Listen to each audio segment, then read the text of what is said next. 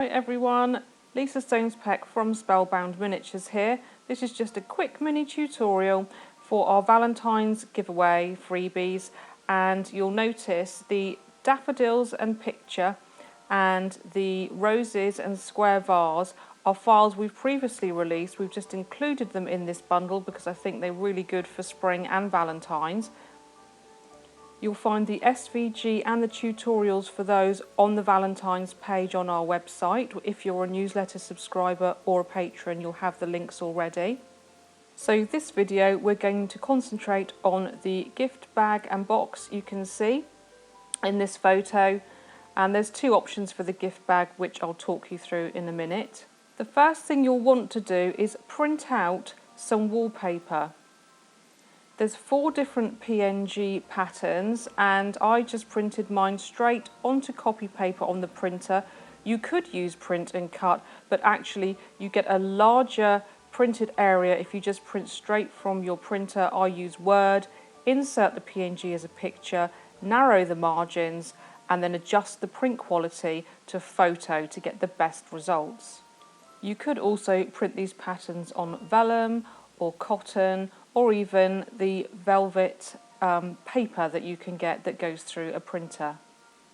Once you've printed your paper, we import the SVG into Design Space, and you'll notice here I've got both the bag and the box SVGs uploaded, and I always do several different sizes for the test run.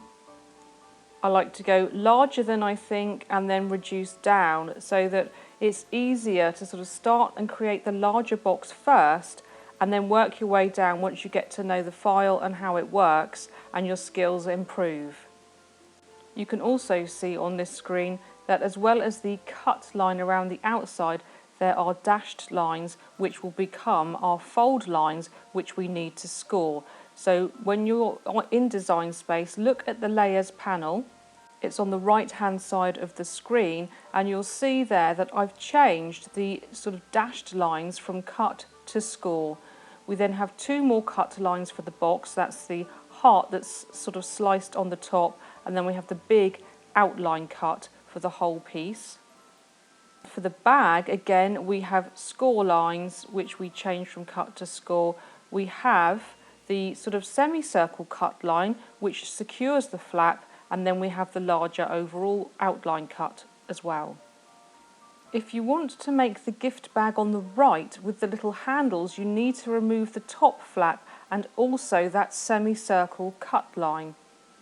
To do this, you simply hide that cut line on the Layers panel, and you can slice off the top of that bag either by hand once you've cut it out, or you could slice it off in Design Space. That's up to you. Remember to attach your score lines to the pieces so that they all end up on the same mat, and also remember to change your material size to A4 if you've printed onto A4 sheets of paper. This is how they'll look when they've been cut out, so carefully remove them from the mat and reinforce the score lines by creasing them and then going over them. The Cricut sort of pen-shaped scoring tool is brilliant for reinforcing score lines by hand. Then I took one of the cut-out hearts from the bag and just sort of roughly cut round it on a piece of clear plastic packaging, and then stuck that piece of plastic packaging over the hole in the gift bag on the inside to create a nice sort of see-through cellophane window effect. And then you can just glue the box and bag together. Once you're happy that you've got the method down pat, then you can just slowly work your way down in size if you need to make smaller miniatures. For the open gift bag, as you can see, I sliced the flap from the top. I didn't cut the semicircle at the back, and I just made some handles from some spare cord that I had, and then just filled it with tissue. And the other gift bag, I used some red foil I had to hand. But of course you could use these templates for any occasion like birthdays or Christmas, not just Valentine's. I hope you've enjoyed this fun project. Thank you for joining me today, and I'll see you soon.